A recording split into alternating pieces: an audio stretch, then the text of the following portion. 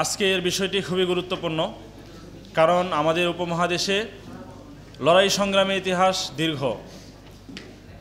হক বাতিলের লড়াই চিরদিনই ছিল, যেখানেই জুলুম ছিল জুলুমের বিরুদ্ধে একটি গ্রুপ সবসময় আন্দোলন লড়াই করেছে, জীবন দিয়েছে, এটাই চিরচরিত নিয়ম।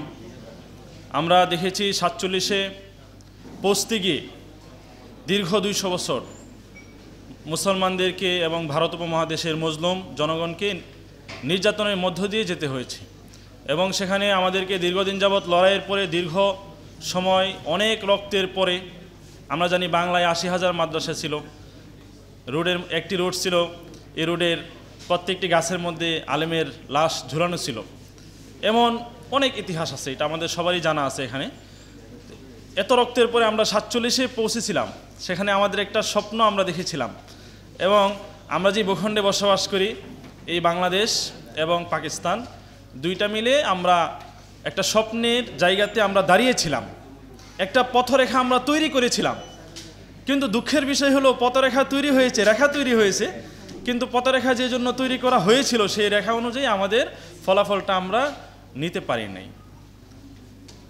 এরপরে কি হলো, 71 পর্যন্ত দেখলাম যে 47 থেকে 71 পর্যন্ত যে অবস্থা, সেখানে আমাদেরকে 52 ভাষা আন্দোলন সহ বিভিন্ন রকমের অন্যায় আচরণ আমাদেরকে সহ্য করতে হয়েছে আমাদের ভূখণ্ডের মানুষকে।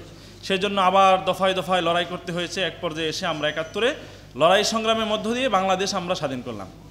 সব কিছুর মূলে কিন্তু আমাদের ছিল যে একটা অন্যায় থেকে বের হয়ে ন্যায়ভিত্তিক ইনসাফ ভিত্তিক একটা শাসন ব্যবস্থা প্রতিষ্ঠা করা।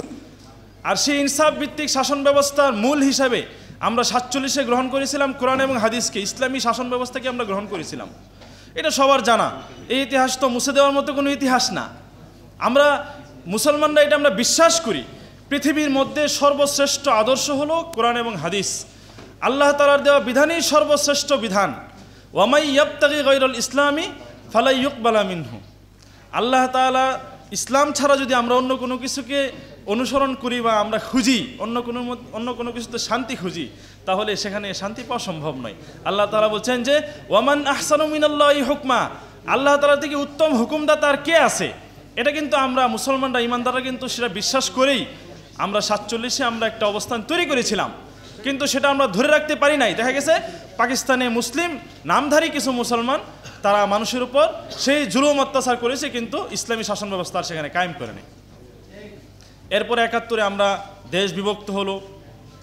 এরপরে আমরা দীর্ঘদিন যাবৎ এই বাংলাদেশে ইসলামী দলগুলি আমরা লড়াই সংগ্রাম করে আসছি। এতদিন পর্যন্ত 71-এ লড়াইয়ের পর থেকে এখন পর্যন্ত 71-এর লড়াইটা কী জন্য ছিল? অন্যায্যতা ছিল আমাদের সাথে, বাংলাদেশের মানুষের প্রতি ইনসাফ ছিল না।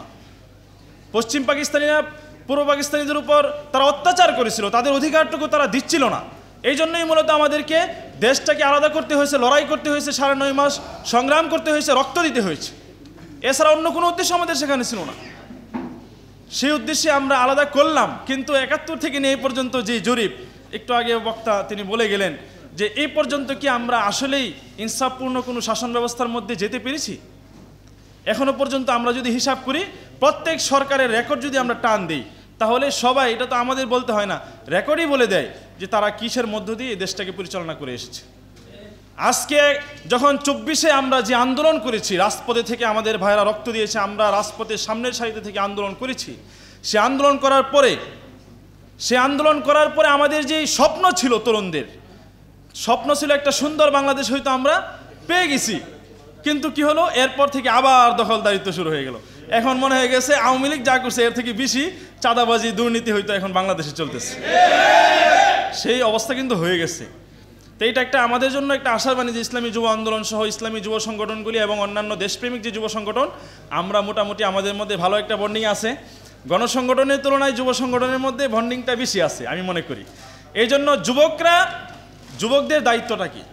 যুবকদের দায়িত্ব হলো তারা ছোট ভাইদেরকেও দেখে শুনে রাখতে হয়, আবার যারা গার্ডিয়ান আছে, পিতামাতা আছে, তাদেরকেও দেখে শুনে রাখতে হয়। আমি মনে করি ইসলামী যুব আন্দোলন সহ যুব সংগঠনগুলি, দেশপ্রেমিক যুব সংগঠন সবাই মিলে যদি আমরা একসাথে একটু চেষ্টা চালাই, তাহলে এই দেশের মধ্যে দুর্নীতিবাজ, চাঁদাবাজ কোনো সরকার বাংলাদেশে আর আলোর মুখ দেখতে পারবে না ইনশাআল্লাহ। এই জন্য আমি আহ্বান করব যে আজকে আমরা ইসলামপন্থী দলগুলি আমরা এক কাতারে এসে দাঁড়িয়েছি।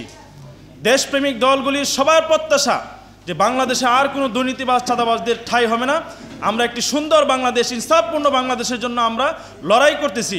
এখন এই সময়টাতে, গুরুত্বপূর্ণ সেই সময়টাতে, ফেব্রুয়ারি পর্যন্ত বাংলাদেশের জন্য খুবই গুরুত্বপূর্ণ একটি সময়। সেই সময় আমি মনে করি যুব সংগঠন আমাদের অনেক কিছু করার আছে, আমাদের অনেক দায়িত্ব আছে। এই জন্য অন্যান্য যুব সংগঠনের ভাইয়েরা এখানে আছেন, সবার কাছে আমি আহ্বান করব, ইসলামী যুব আন্দোলন সহ, ইসলামী যুব সংগঠন সহ যত সংগঠন আছে, আসেন আমরা একসাথে মিলে একটা চেষ্টা করি যাতে করে দুর্নীতিবাজ চাঁদাবাজদের বিরুদ্ধে শক্তিশালী একটা ঐক্য গঠন করতে পারি এবং এর মাধ্যমে আগামী ফেব্রুয়ারিতে বাংলাদেশে নতুন একটি ইতিহাস রচনা করতে পারি। আল্লাহ তাআলা আমাদের সবাইকে ঐক্যবদ্ধভাবে দেশকে গঠন করার জন্য, একটি সুন্দর আদর্শ ইনসাফপূর্ণ রাষ্ট্র গঠন করার জন্য কাজ করার তৌফিক দান করুক। ইসলামী যুব মজলিস সবসময় ইনশাআল্লাহ ঐক্যের সাথে থাকবে। আল্লাহ তাআলা আমাদের সবাইকে ঐক্যবদ্ধভাবে কাজ করার তৌফিক দান করুক।